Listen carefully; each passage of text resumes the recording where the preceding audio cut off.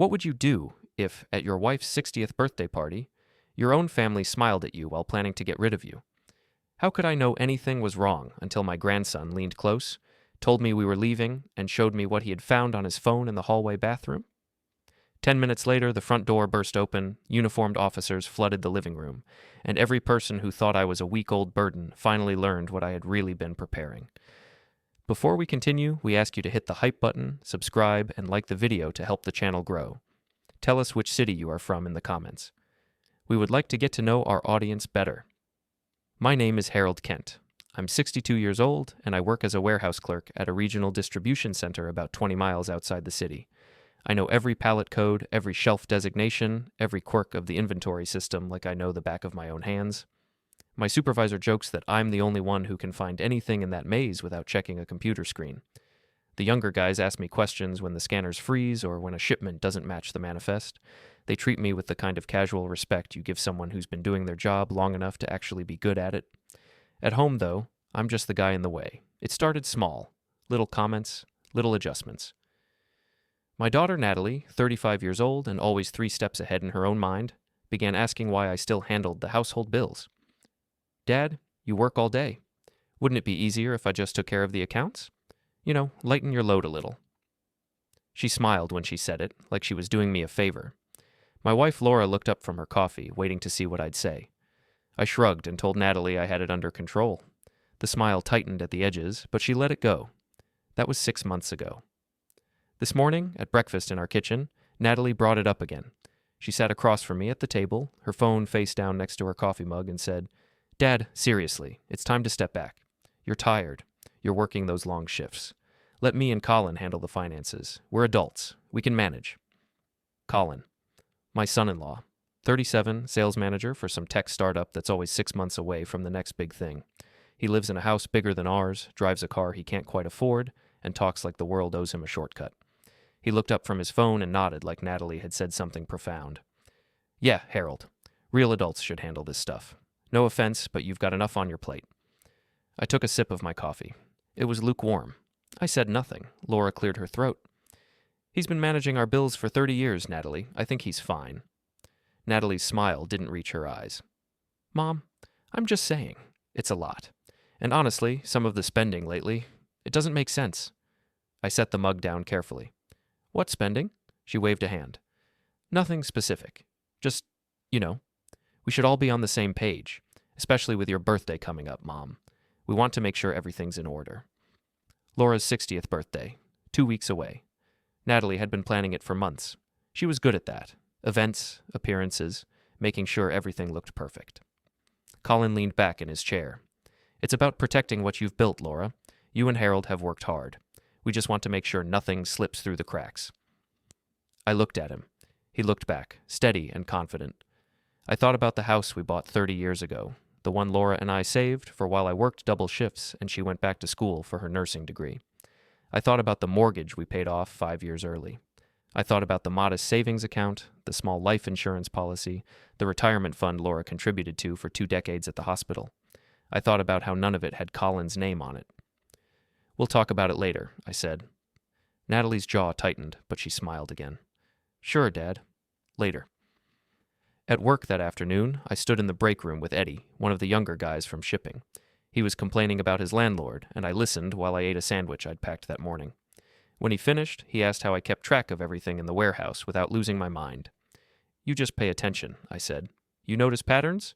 You write things down. You don't assume you'll remember later." He laughed. "Man, I wish I had your memory. I forget stuff the second I turn around." I shrugged. "You'd be surprised what you remember when it matters." Eddie grabbed his soda and headed back to the floor. I stayed in the break room for another few minutes, staring at the bulletin board covered in safety notices and shift schedules. The warehouse hummed around me, forklifts beeping, pallets sliding, voices calling out codes and confirmations. It was loud and chaotic and familiar. I understood it. I had a place in it. I finished my sandwich and went back to work. That night, Natalie hosted a small family dinner at her house. Not the big birthday party, that was still 2 weeks out, but a pre-celebration, she called it. Just family. Me, Laura, Natalie, Colin, my son Peter, and the grandkids Eli and Maddie.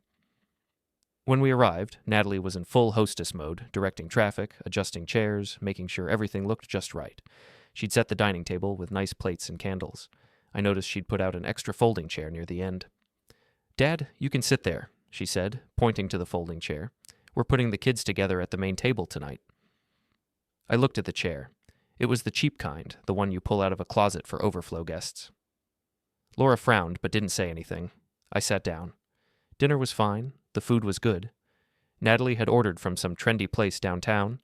Colin dominated the conversation, talking about a new client he'd landed, a deal that was going to change everything. Peter nodded along, agreeing with whatever Colin said. My son had always been like that. Quiet, agreeable. He worked in IT support across town, lived alone, and showed up when he was supposed to. He didn't make waves. Eli, my grandson, sat diagonal from me. 14 years old, tall and skinny, always watching. He caught my eye once and gave a small smile. I smiled back.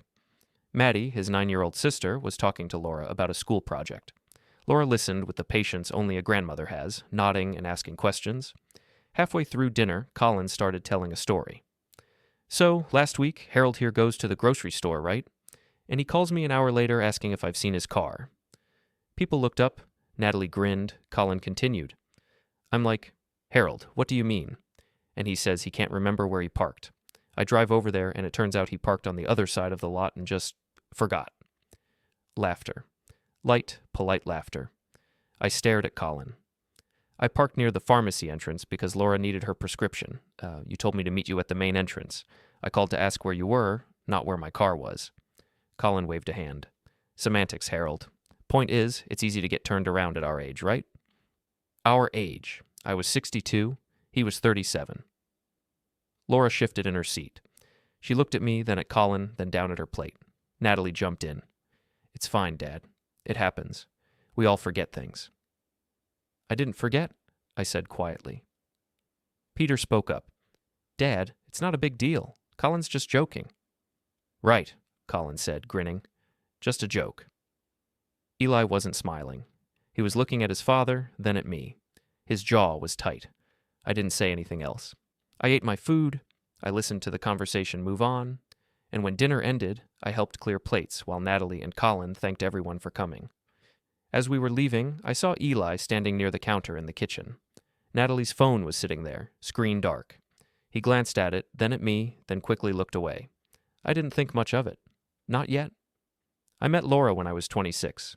She was 24, working part-time at a diner while she figured out what she wanted to do with her life. I was loading trucks at a freight company, trying to save enough to get my own place. We got married a year later. Natalie came 2 years after that. Peter 3 years after her. Money was tight. It was always tight. I worked overtime, picked up weekend shifts, did whatever I could to keep us afloat. Laura went back to school when Natalie started kindergarten. Nursing.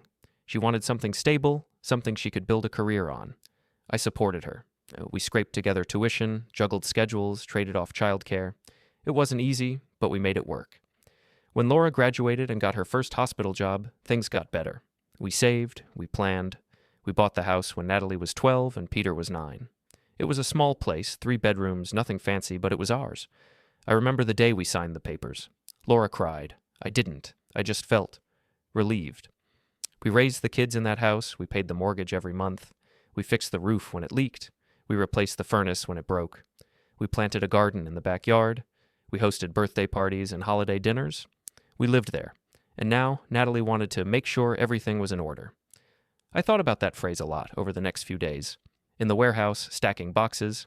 At home, sitting in my small office off the hallway. In the car, driving to and from work. Make sure everything's in order. What did that mean? 2 years ago, I had a minor health scare, chest pains. Laura insisted I go to the emergency room. They ran tests, kept me overnight, told me it was probably just stress and indigestion. The doctor said I should take it easy, watch my diet, maybe cut back on the overtime. Natalie was there when the doctor said it. She nodded seriously, like she was taking notes. A week later, she started talking about how I shouldn't handle complex paperwork anymore. "The doctor said you need to take it easy, Dad. Let me help." I told her I was fine.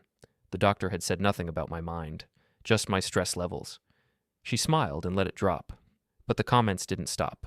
Little jabs, little suggestions. always framed as concern. Colin picked it up too. Harold's not great with numbers anymore, he'd say to Laura when I wasn't in the room. I heard him once standing in the hallway while they talked in the kitchen. He's getting older, it's natural. You should let us handle the important stuff. Peter echoed it, almost word for word. Dad's not good with numbers anymore. I balanced inventory sheets every day at work. I tracked shipments, reconciled invoices, caught discrepancies that the computer system missed. My supervisor trusted me more than anyone else on the floor, but at home, I was slipping. 3 years ago, I sold a small piece of land I'd inherited from my father. It wasn't much, just a vacant lot in a rural area 2 hours away. I'd been paying property taxes on it for years, and it didn't make sense to keep it. Natalie and Colin were going through a rough patch financially.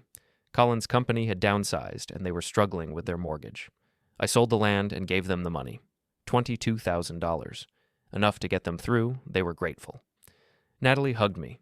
Colin shook my hand and promised they'd pay me back. They never did, and from that moment on, they treated the gesture like proof that I didn't know how to manage money. Dad's generous, but he's not practical, Natalie told Laura once. I heard her through the bedroom door. He gave away that land for basically nothing. We need to make sure he doesn't make decisions like that again. I didn't argue. I didn't fight. I told myself it didn't matter. They were my kids. I'd helped them. That was enough. But it wasn't enough. Not to them. One afternoon, I came home from work to find Natalie in my office. She was going through the file cabinet, pulling out folders, stacking them on the desk. "What are you doing?" I asked. She turned, surprised. "Oh, Dad. Hi, I'm just organizing. This room is so cluttered. I thought I'd help clear it out." "I know where everything is," I said. She laughed. "I'm sure you do. But it's a mess. And honestly, some of these files are ancient. When's the last time you looked at your tax returns from 2005? Leave them." Her smile thinned. "Dad, I'm trying to help." "I don't need help." She sighed, picked up the stack of folders, and carried them past me into the hallway. "I'll just put these in the garage for now. You can go through them later if you want." She didn't put them in the garage.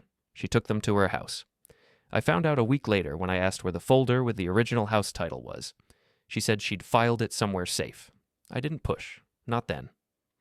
At the cafe near the warehouse, I met a coworker named Danny for lunch. He was older than me, 67, still working part-time because he liked staying busy. We talked about the usual stuff, sports, weather, work. Then he said, "You ever think about retiring, Harold?" I shrugged. Not really." "You should. You've been at it long enough. Enjoy yourself, travel, relax." "Maybe," I said. He leaned back in his chair. "I'm telling you, man, our time's almost up. Might as well make the most of it while we can." I sipped my coffee.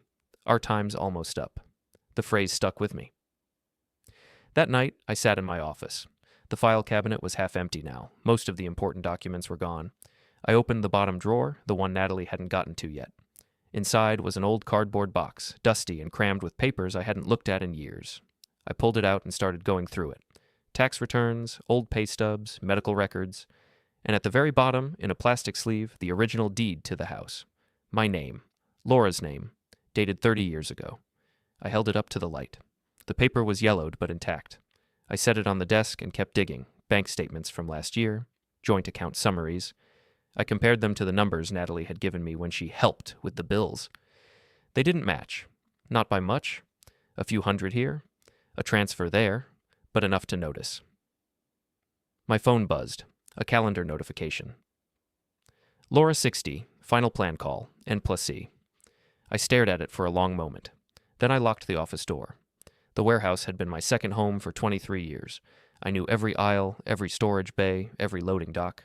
I could walk through it blindfolded and still find what I needed. That kind of knowledge doesn't come from a manual. It comes from showing up, day after day, year after year, and paying attention. On a Tuesday morning, one of the newer guys, Travis, was unloading a pallet of boxed electronics when the shelf above him started to buckle. I was 3 aisles over, but I heard the metal groan. I shouted at him to move, and he jumped back just as a stack of boxes came down.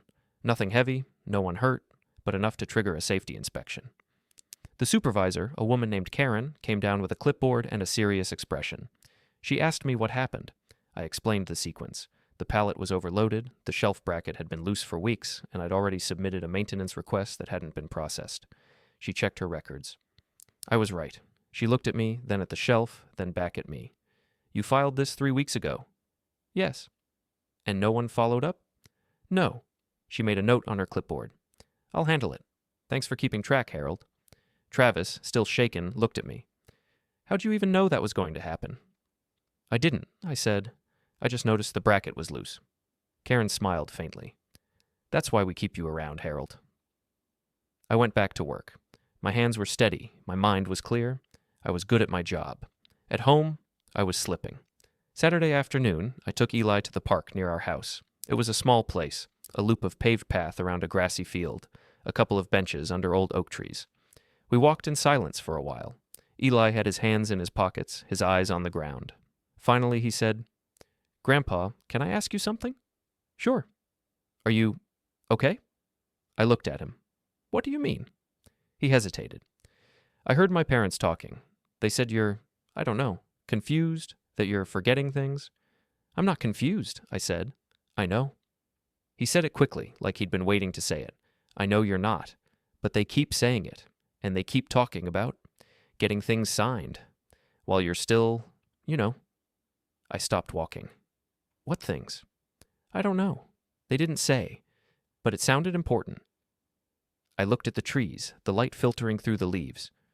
Did they say anything else? He kicked at a stone on the path. Just that they need to make sure Mom, my grandma, is protected, in case something happens to you. I nodded slowly. Okay. Grandpa? Yeah? You're not going to let them do anything bad, right? I looked at him. He was 14, tall and skinny, with his mother's sharp eyes and none of his father's smugness. He was scared. Not for himself. For me. No, I said. I'm not. We walked the rest of the loop in silence. That night, Natalie hosted another planning meeting for Laura's birthday. This time, it was at her house, and she'd invited a few of Laura's friends, some neighbors, a couple of cousins. I sat in the corner of the living room while Natalie held court, going over the schedule, the guest list, the decorations. At one point, I suggested we play some of Laura's favorite music, old jazz standards. She loved them. Natalie waved a hand. Dad, that's so dated. We're doing a curated playlist. Upbeat, fun. One of Laura's friends, a woman named Brenda, spoke up. I think Laura would like the jazz. Natalie smiled tightly. Trust me, I know what works. Later, when people were mingling, Natalie made a joke to the group.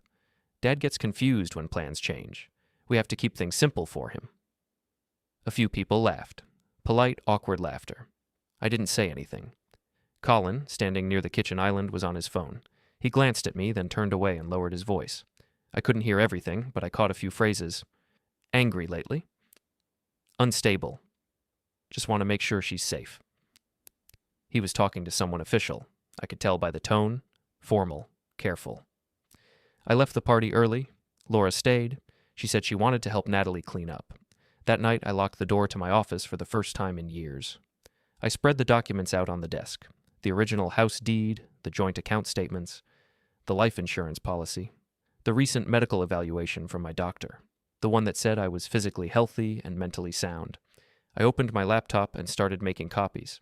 I scanned the deed, I photographed the bank statements, I saved everything to a folder on the desktop, then backed it up to a USB drive. Then I picked up my phone and scrolled through my contacts. I stopped at one labeled M. Rivera, Documents. I let my thumb hover over the call button for a moment. Then I hung up. I wasn't ready. Not yet. But I would be. Monica Rivera's office was on the 3rd floor of a building downtown, sandwiched between a dentist and a real estate agency. I'd found her name through a coworker whose brother had used her for estate planning. She had good reviews, she was straightforward, she didn't waste time. I called her on a Monday morning and made an appointment for that Friday afternoon.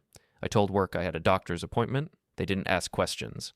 Her office was small and organized. Bookshelves lined one wall, filled with law books and binders.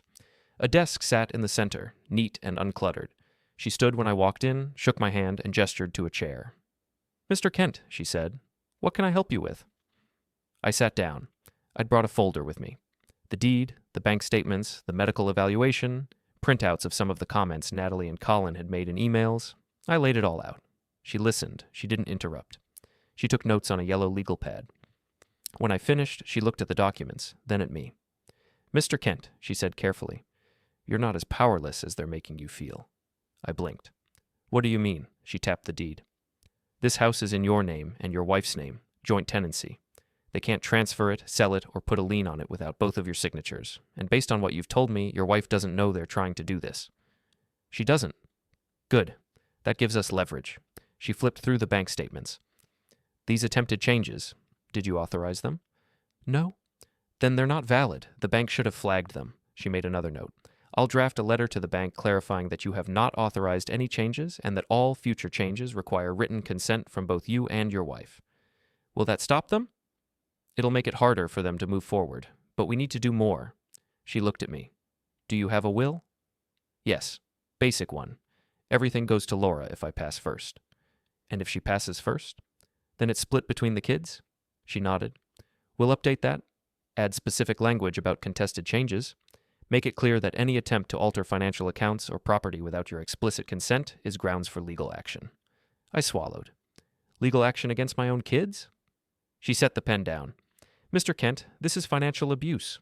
What they're doing, misrepresenting your mental state, attempting to control your assets, isolating you from decisions, it's not legal, and it's not okay. You have every right to protect yourself and your wife. I sat back in the chair. A financial abuse. I'd never thought of it that way. What else can I do? I asked. She made a list. 1. Document everything. Conversations, emails, text messages. If they say something in person, write it down immediately. 2. Secure your accounts. Change passwords. Set up alerts. 3. Get copies of everything. Deeds, titles, insurance policies, medical records. Keep them somewhere safe, somewhere they can't access. 4. Talk to the police if you feel threatened or coerced. The police? Yes. If they're building a case that you're unstable or dangerous, we need to get ahead of it. File a report. Explain what's happening. Get it on record. I nodded slowly. She handed me a card. Call me if anything escalates. If they try to force you to sign something, if they threaten you, if they involve authorities, call me immediately. I took the card. Thank you. She smiled faintly. You're doing the right thing, Mr. Kent. The bank was next.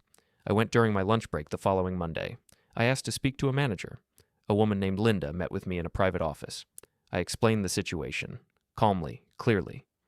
I showed her the letter Monica had drafted. I asked for printed summaries of all recent account activity. Linda reviewed the records on her computer. She frowned. Mr. Kent, there were several requests made last month to transfer funds from your joint account to an external account. They were initiated online using your wife's login credentials. Did my wife authorize them? The requests were submitted with her username and password, but they weren't completed because they required dual signature for amounts over $5,000. Who was the external account registered to? She hesitated. Colin Hayes. I felt something cold settle in my chest. My son-in-law. Yes. Can you print those transaction attempts? Of course. She printed them. 3 separate transfer requests. $15,000 total.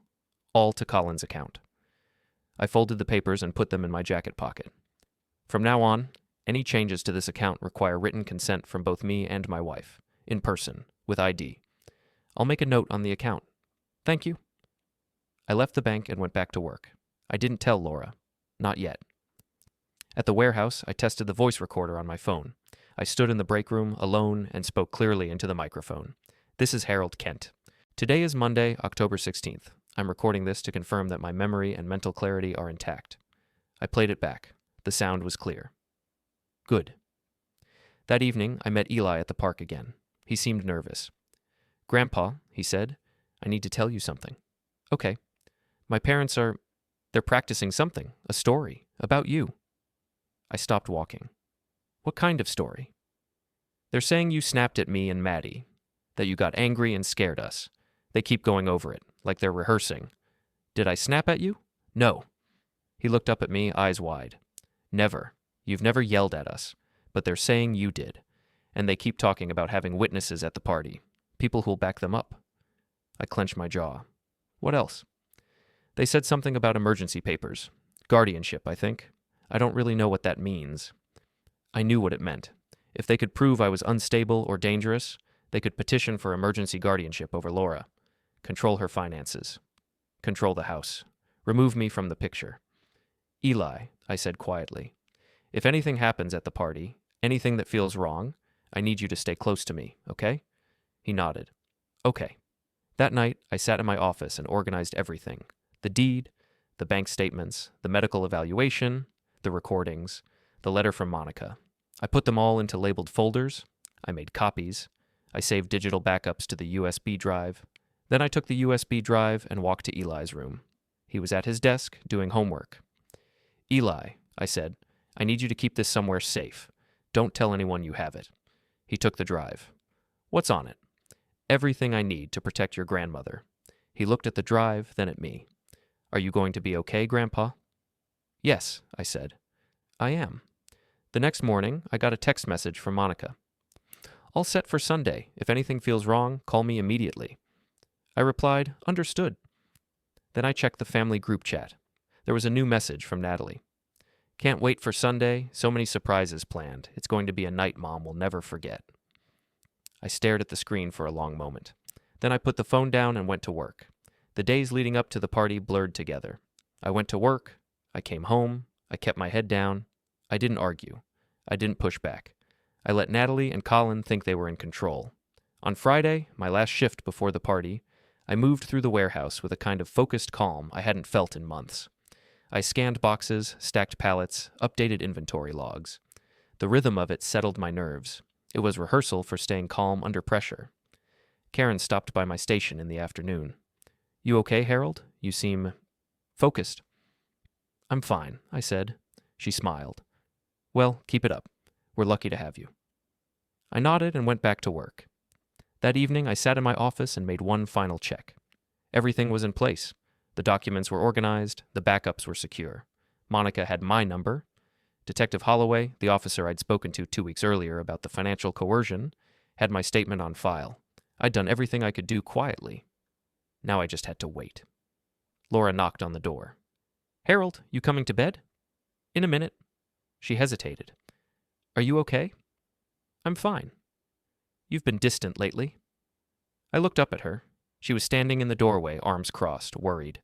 She still didn't know what her own children were planning. "I'm just tired," I said. She nodded slowly. "Okay. Don't stay up too late." "I won't."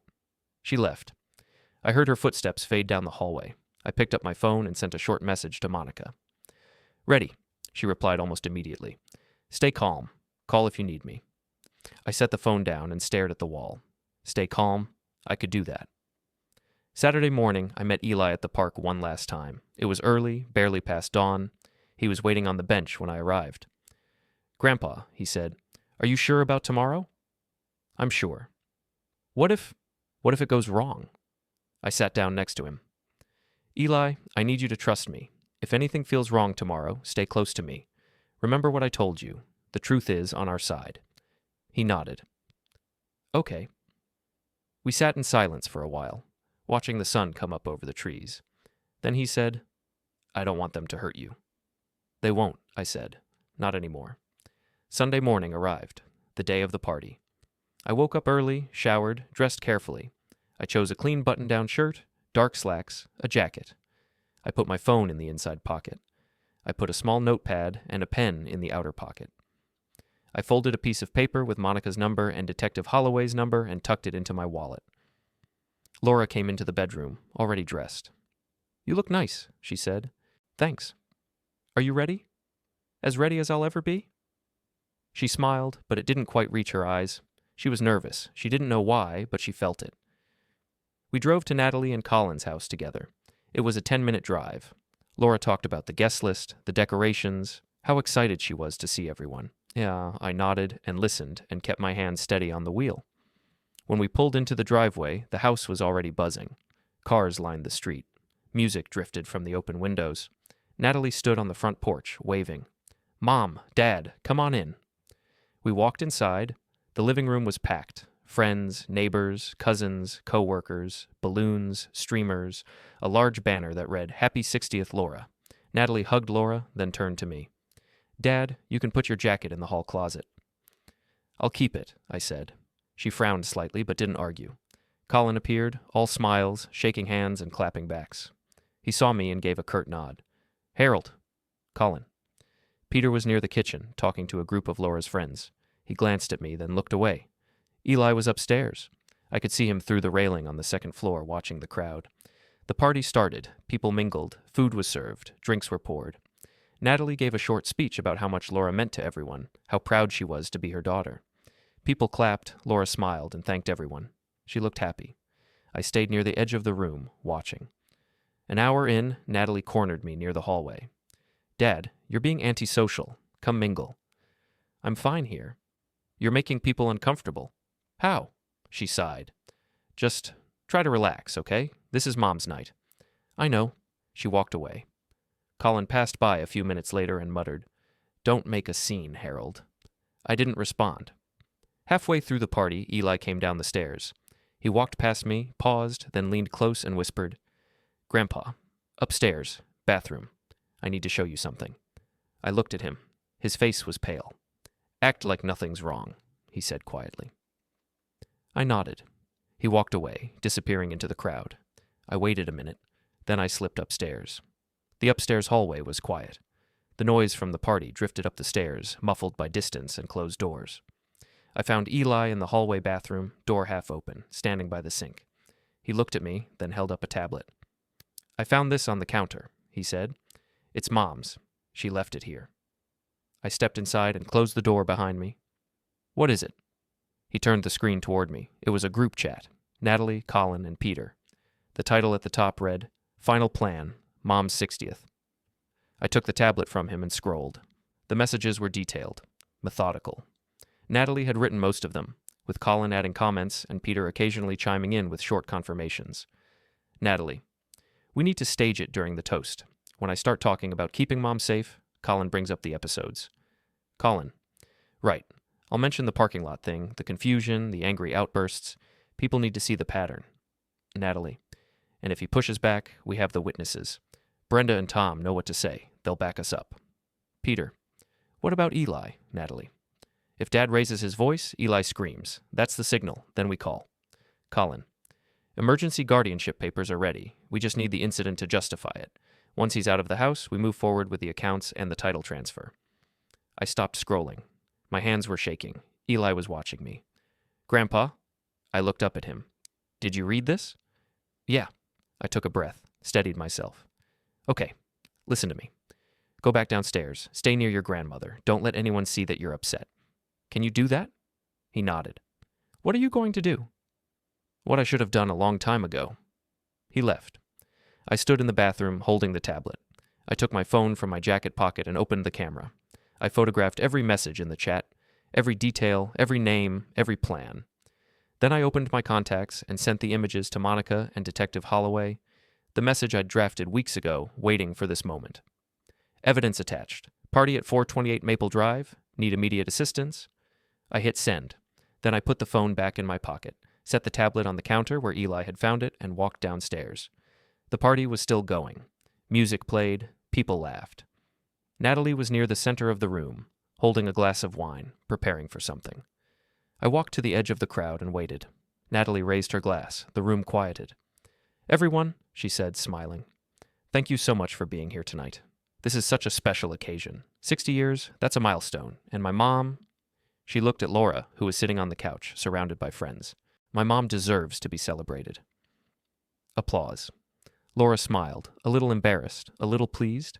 Natalie continued, "But tonight isn't just about celebrating. It's also about making sure she's safe, making sure she's protected, because as much as we love our parents, there comes a time when we have to make hard choices, when we have to step up and do what's right, even if it's difficult." The room shifted. People looked at each other, unsure where this was going. Colin stepped forward. "What Natalie's trying to say is that we're worried about Harold." All eyes turned to me. Colin kept going. "He's been struggling lately, forgetting things, getting confused. We've all seen it. The parking lot incident, the bills he can't keep straight, the outbursts." "Outbursts?" someone asked. Natalie nodded. "He's been angry, unpredictable. Last week he snapped at the kids, scared them." Eli, standing near Laura, opened his mouth. I caught his eye and shook my head slightly. He closed his mouth. Peter spoke up from the other side of the room. "It's true. Dad's not himself anymore. We're just trying to help." Brenda, one of Laura's friends, chimed in. "I've noticed it too. He seemed off at the last dinner." I stood there, silent, watching them build the story, watching them layer lie on top of lie, watching them try to bury me. Colin turned to me. Harold, we're not trying to attack you. We're trying to help. We've arranged for someone to talk to you, a professional. They're ready to come tonight if we need them. Laura stood up. Wait, what are you talking about? What professional? Natalie put a hand on her arm. Mom, it's okay. We just want to make sure you're safe. If Dad's having issues, we need to address them, for your protection. Laura pulled her arm away. Protection from what? From Harold? That's ridiculous. Colin's voice got firmer. Laura, we have documentation, medical concerns, financial irregularities. We've been working with a lawyer. The doorbell rang, long, insistent. Then it rang again. Everyone stopped. Colin frowned. Natalie looked at the door. It opened before anyone could move. Detective Grant Holloway stepped inside, followed by 2 uniformed officers. The room went silent. Holloway scanned the crowd, then his eyes landed on me. He gave a small nod. Then he looked at Natalie. Natalie Hayes? She blinked. Yes? I'm Detective Holloway. We need to speak with you, your husband Colin Hayes, and Peter Kent regarding reports of financial coercion and attempted fraud. The room erupted. Whispers, gasps, people stepping back. Natalie's face went white. What? I don't... Ma'am, Holloway said calmly. We've received evidence of a coordinated attempt to misrepresent Harold Kent's mental state in order to gain control of financial assets and property. We've also been made aware of falsified statements and planned false testimony. Colin stepped forward. That's insane. Who told you that? Holloway held up a folder. We have documented communications, group messages, bank records, witness statements, and most recently, photographs of a conversation detailing plans to stage an incident tonight to justify emergency guardianship proceedings. Natalie looked at Colin. Colin looked at Peter. Peter looked at the floor. Laura stood frozen, staring at them. Holloway continued. We also have a statement from Harold Kent filed 2 weeks ago, along with supporting documentation from his attorney and medical evaluations, clearing him of any cognitive impairment. The house at 12 Oakwood Lane is jointly owned by Harold and Laura Kent and cannot be transferred without both signatures. Attempts to bypass this are considered fraud. He turned to Natalie. Ms. Hayes, we need you to come with us for questioning. I'm not going anywhere, she said, voice shaking. One of the officers stepped forward. Ma'am, you can come voluntarily, or we can make this more formal. Colin tried to speak. Look, this is a misunderstanding. Holloway cut him off. Mr. Hayes, we have records of transfer requests from Laura Kent's account to your personal account. 3 attempts, $15,000. All initiated without Mr. Kent's knowledge or consent. That's financial abuse. That's a crime. The room was silent now, every eye on Natalie and Colin. Laura turned to them, her face a mask of shock and hurt. You tried to take our money? Natalie's mouth opened. No sound came out. Peter, still standing by the wall, looked like he wanted to disappear. Holloway gestured to the door. Ms. Hayes, Mr. Kent, let's go. Natalie looked at me. Her eyes were filled with anger and disbelief. You did this. I met her gaze. You did this. The officers led them out. Natalie went first, head down, shaking. Colin followed, jaw clenched, silent. Peter trailed behind, pale and expressionless. The party guests stood frozen, watching through the windows as the 3 of them were escorted to the police cars parked in the driveway. Doors opened, doors closed. Lights flashed briefly, then the cars pulled away. Inside, the silence was deafening. Laura stood in the middle of the living room, staring at the door they'd just walked through. Her hands were trembling. She looked at me. Harold, she whispered, what just happened? I walked over to her. They were trying to take everything, the house, your savings, your security. They were going to say I was unstable, get guardianship over you, and push me out. Her eyes filled with tears. Why didn't you tell me? I didn't want you to have to choose, not until I had proof. She covered her mouth with her hand. My own children? I put my hand on her shoulder. I'm sorry. She shook her head. Don't apologize. You protected us. Brenda, Laura's friend, stepped forward. Laura, I didn't know. Natalie told me he was having problems. I thought... You thought wrong, Laura said sharply. She turned to the rest of the room. All of you. You stood there and listened to them lie about my husband, and you believed them? People looked away. Someone coughed. Someone else mumbled an excuse and headed for the door. The room began to empty. Guests filed out quietly, avoiding eye contact. Within 10 minutes, the house was nearly empty. Eli came over to me. Grandpa, are you okay? I'm okay. He looked at Laura. Grandma, I'm sorry. I didn't want to believe it either, but I saw the messages. I had to show him. Laura pulled him into a hug. You did the right thing, sweetheart. Maddie, who'd been sitting in the corner the whole time, came over and took my hand. Grandpa, are Mom and Dad coming back? I knelt down so I was at her level.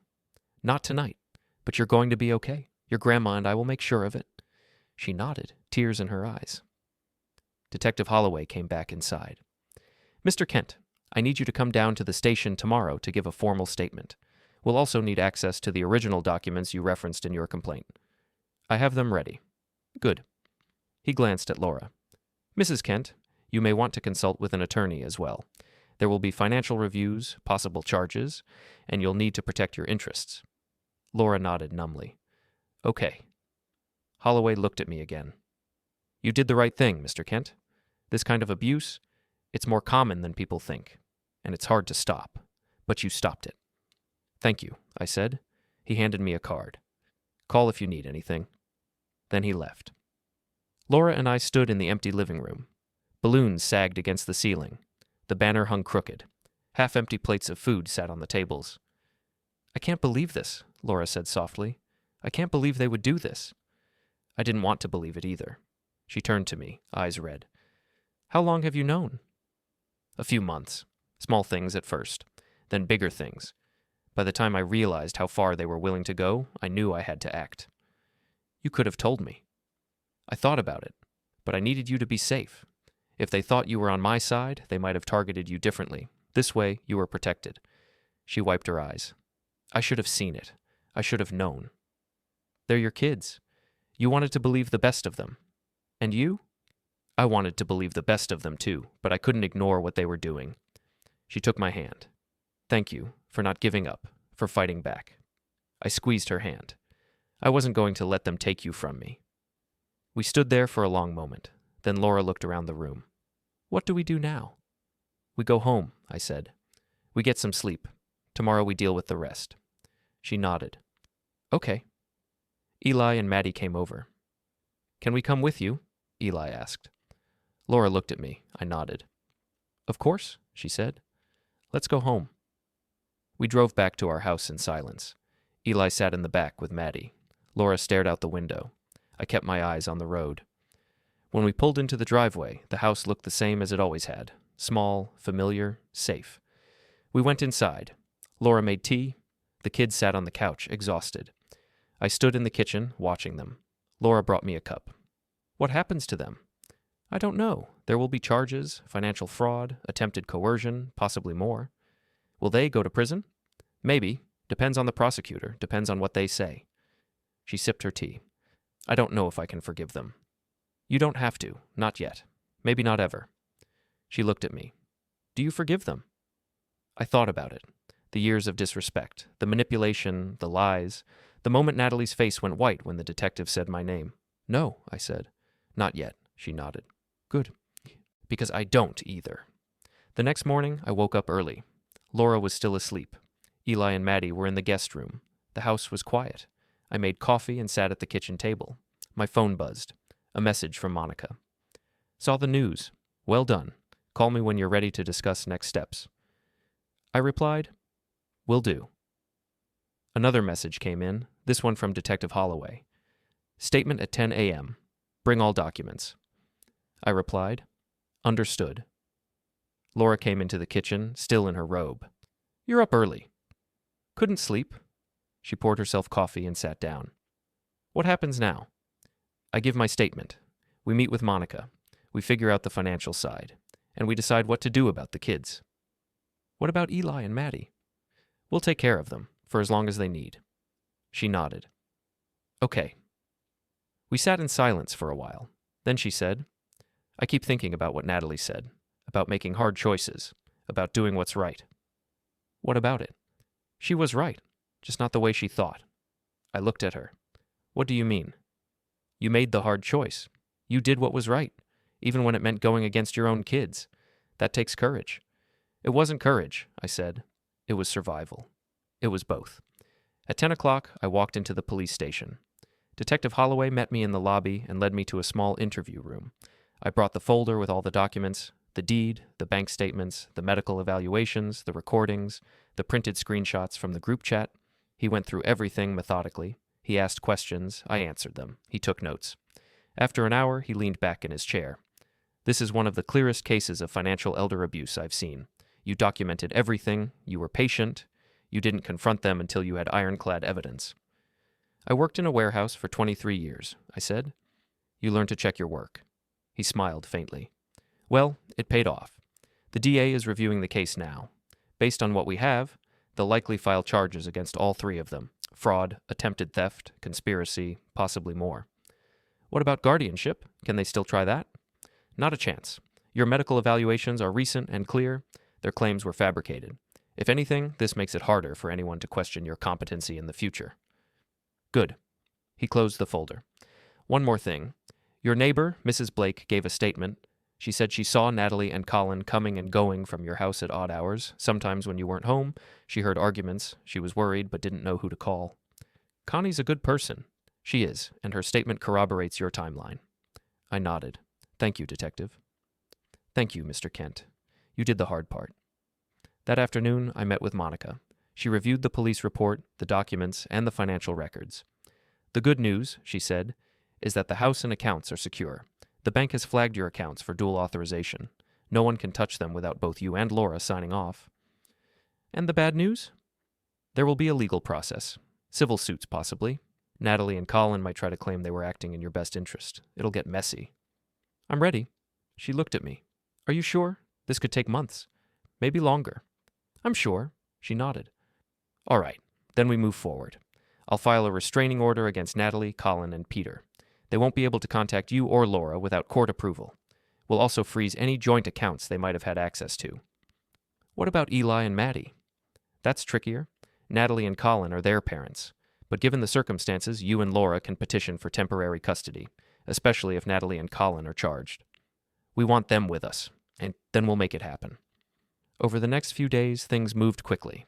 Natalie, Colin, and Peter were formally charged. The story made the local news.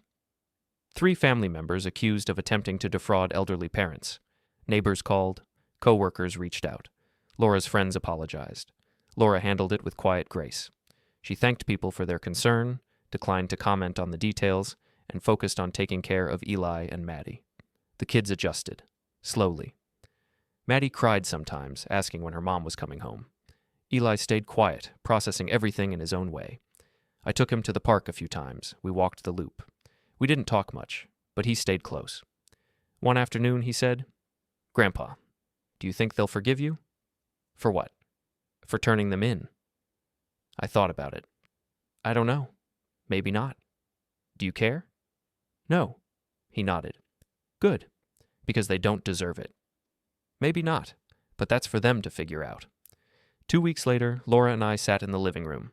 The house was quiet. Eli was upstairs doing homework. Maddie was watching a movie. Laura looked at me. Do you regret it? No. Not even a little? No. She smiled faintly. Me neither. We sat in silence for a while. Then she said, I talked to Brenda today. She apologized again, said she should have questioned what Natalie was saying. What did you tell her? I told her it's easy to believe a lie when it's wrapped in concern, but it's hard to admit when you've been fooled. That's fair. She's not the only one who called. A lot of people are reaching out, trying to make amends. Are you going to forgive them? Eventually, maybe, but not yet. That's fair too. She leaned her head on my shoulder. Thank you, Harold. For what? For not letting them win. I put my arm around her. They were never going to win. The preliminary hearing was set for early November. Monica walked me through what to expect. Testimony, cross-examination, evidence presentation. She said the case was strong. The DA was confident. I told her I was ready.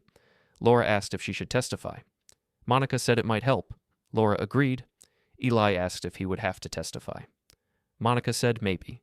He said he would if he had to. The day of the hearing, we arrived at the courthouse early. The building was large and imposing, stone columns and high ceilings. We checked in, passed through security, and waited in a hallway lined with wooden benches. Natalie, Colin, and Peter were there too, seated at the far end of the hall with their own attorney. Natalie looked thin, tired. Colin looked angry. Peter looked numb. They didn't look at us. We didn't look at them. The hearing lasted 3 hours. The DA presented the evidence. the group chat, the bank records, the attempted transfers, the false statements. Monica testified about the timeline, the legal protections we'd put in place, the pattern of coercion. Laura testified. She described the small comments, the gradual control, the way Natalie and Colin had slowly isolated me from decisions. She said she hadn't seen it at the time, but looking back, it was clear. Eli testified. He described overhearing the planning, finding the messages, showing them to me. He spoke calmly, clearly. He didn't cry. He didn't waver. Natalie's attorney tried to argue that it was all a misunderstanding, that they were genuinely concerned about my health, that the messages were taken out of context. The judge didn't buy it. At the end of the hearing, the judge ruled that there was sufficient evidence to proceed to trial. Bail was set. Natalie and Colin posted it. Peter was released on his own recognizance. As we left the courthouse, Natalie stopped in the hallway. She looked at me. "Dad, please, this is insane. We were trying to help." I looked at her. "No, you were trying to take control. There's a difference. You're tearing this family apart. You did that, not me." She opened her mouth to say more, but her attorney pulled her away. Laura took my hand. "Let's go home." Over the next few weeks, life settled into a new rhythm. I went back to work. Laura took care of the kids. Monica handled the legal details. Detective Holloway kept us updated on the investigation. At work, my supervisor pulled me aside. "Harold, I heard about what happened. If you need time off, just let me know." "I'm fine," I said. "I'd rather be here." She nodded. "Okay. But if that changes, you tell me." "I will." The guys in the warehouse treated me the same as always. Respectful, casual, no pity, just normal. It was exactly what I needed. One evening, Eli came downstairs and found me in my office. I was organizing files, backing up documents, making sure everything was in order. "Grandpa," he said, "can I ask you something?" "Sure." "Do you think they'll go to prison?" I set down the folder I was holding. "I don't know. Maybe. Depends on the trial. Depends on the jury." "Would that make you happy?" "No, it would just make me relieved." He thought about that. "What's the difference?" "Happy means you got something you wanted. Relieved means you stopped something bad from happening." He nodded slowly. "I think I understand." "Good." He turned to leave, then stopped. "Grandpa?" "Yeah? I'm glad you didn't let them win." "Me too, Eli. Me too." Laura came into the office later that night. She sat down in the chair across from the desk. "What are you doing?" "Just making sure everything's documented, in case we need it." "Do you think we will?" "I don't know, but I'd rather be prepared." She smiled. "You're always prepared." "It's kept us alive this long." She laughed softly. "True." We sat in comfortable silence for a while. Then she said, "Harold, I've been thinking." "About what?" "About what we do after this is over, after the trial, after everything settles. What do you want to do?" "I want to live, really live, not just survive. I want to travel. I want to spend time with Eli and Maddie. I want to enjoy the house we worked so hard for." "Then we'll do that?" "You mean it?" "I mean it." She reached across the desk and took my hand. "I love you, Harold." "I love you too." The weeks passed. The trial date was set for January. The holidays came and went. We kept things small, just us, Eli, Maddie, and a few close friends. No big parties, no drama, just quiet time together. On Christmas morning, Maddie asked if her mom and dad would come visit. Laura knelt down and hugged her. "Not right now, sweetheart, but we're here, and we love you." Maddie nodded and went back to playing with her new toys. Eli helped me make breakfast. We didn't talk about the trial. We didn't talk about Natalie or Colin or Peter. We just cooked eggs and bacon and made toast. It was peaceful. The trial began on a cold Tuesday in January. The courtroom was smaller than I expected. Wooden benches, a high judge's bench, fluorescent lights. Natalie, Colin, and Peter sat at the defense table with their attorneys. Laura, Eli, and I sat in the front row behind the prosecution. The DA laid out the case methodically. Evidence, testimony, timelines. The group chat messages were displayed on a screen for the jury to see. Bank records were entered as exhibits. Medical evaluations were reviewed. Natalie's attorney argued that she was acting out of genuine concern, that the messages were vague, that no money was actually stolen. The DA countered that intent matters, that the plan was clear, that the only reason it didn't succeed was because I stopped it. Laura testified again. She was calm, composed. She described the manipulation, the lies, the way they'd twisted my actions into evidence of incompetence. Eli testified again. He was even calmer this time. He described what he'd seen, what he'd heard, what he'd felt. He said he loved his parents, but he knew what they'd done was wrong. I testified last. I walked through the timeline. I explained how I'd noticed the small changes, the disrespect, the attempts to control. I showed the jury the original house deed, the bank statements, the medical evaluations. I told them about the warehouse, about my job, about how I was trusted with complex systems every day but treated like a burden at home. When I finished, the DA asked me one final question. "Mr. Kent, why did you wait so long to act?" I looked at the jury. Because they're my children. I wanted to believe I was wrong. I wanted to believe they wouldn't actually go through with it. But when I saw those messages, when I realized they were willing to lie about me, manipulate my wife, and use my grandchildren as props, I knew I couldn't wait anymore. The courtroom was silent. The DA nodded. No further questions. The jury deliberated for 2 days.